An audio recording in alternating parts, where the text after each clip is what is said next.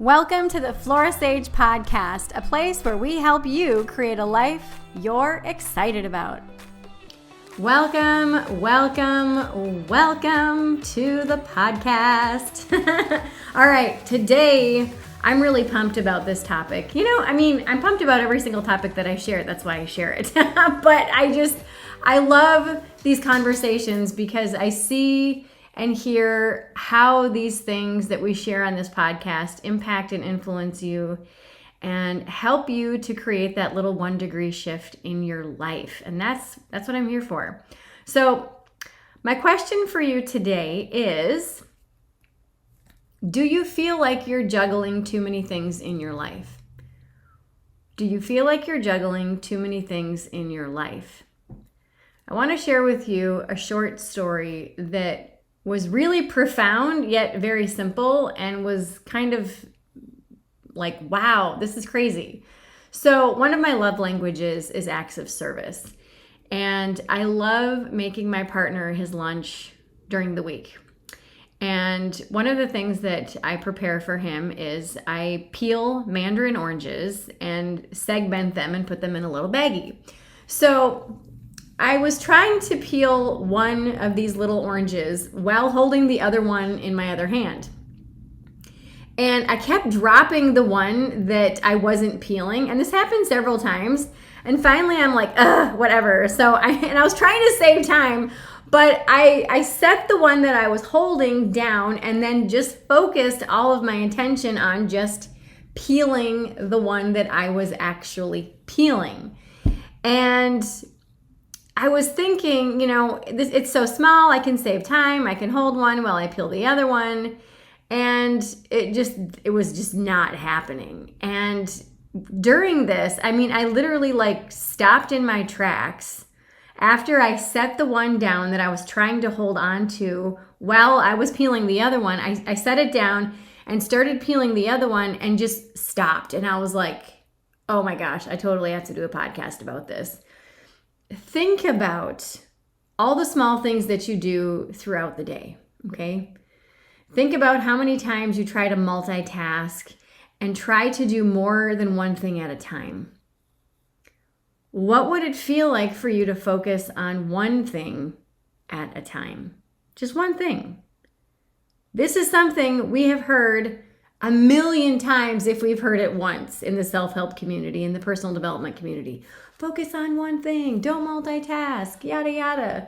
But how many of us actually do it? I try to, because I know with my anxiety and with my ADHD brain that when I put too many things on my plate, I feel overwhelmed and I shut down. So I really make it a point, a conscious effort and a conscious intention every day to not put too many things on my to-do list. And when I feel scattered, I stop, regroup, and then what am I focusing on right now? I literally ask myself, what is the task at hand? What is the task at hand?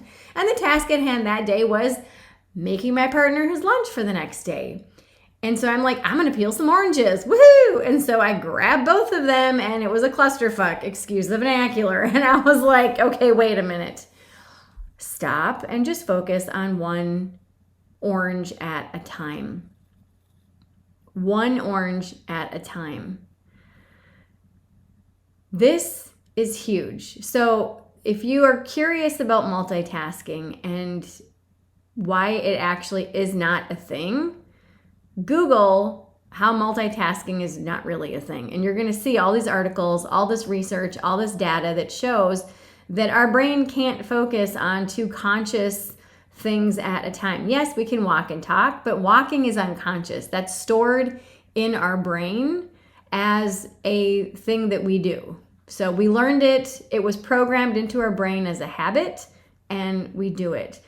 But in any case, over the next week, try to do just one thing at a time and try being fully present with yourself and that task.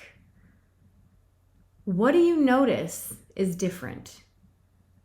And how is your experience change by doing just one thing at a time? This is a game changer. several years ago, oh geez, it's probably more than several years ago, for 2 years in a row, my word for the year was present. I really wanted to just be present in everything that I was doing. I felt like my life was going on fast forward, like it was stuck on fast forward. You know, back in the day, when we had VHS, what were they called? VCRs, where you had like the play button and the rewind and the fast forward. Sometimes those buttons would get stuck. I felt like my life was stuck in fast forward mode. I saw my kids aging fast. I saw just life just barrel over me, and I wanted to slow down. Part of slowing down was being very intentional about my to-do list. Part of my intention was to be more conscious of the task at hand and the moment right in front of me. And when I allowed myself to be fully present and focus on just one thing at a time, my whole experience changed. Like drinking a glass of lemonade became this huge experience, this huge explosion of flavor. And then I could feel the ice cold lemonade moving down my throat, and I could feel it settle into my stomach. And I was like, whoa, like this is cool. And having that warm, hot cup of coffee, same thing. I could feel it pass over my lips and tongue, down the back of my throat and into my stomach.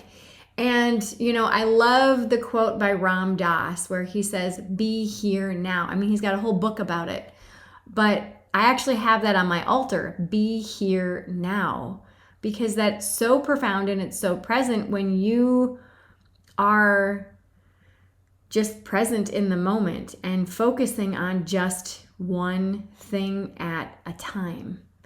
So over the next week, try to just do one thing at a time and being fully present with yourself and that task, and notice what is different, and notice how your experience is changed by doing just one thing at a time. Remember that being willing to do just one thing each day towards what you want will help you create a life you've always wanted. That's the premise of my platform. That's the premise of my 1 Degree Shift method and my book. I hope this serves you today. I love you, and I will see you in the next episode.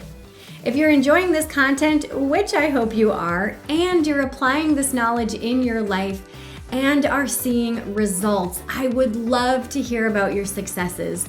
Click the link in today's show notes, share your success story with me so you can help to inspire others.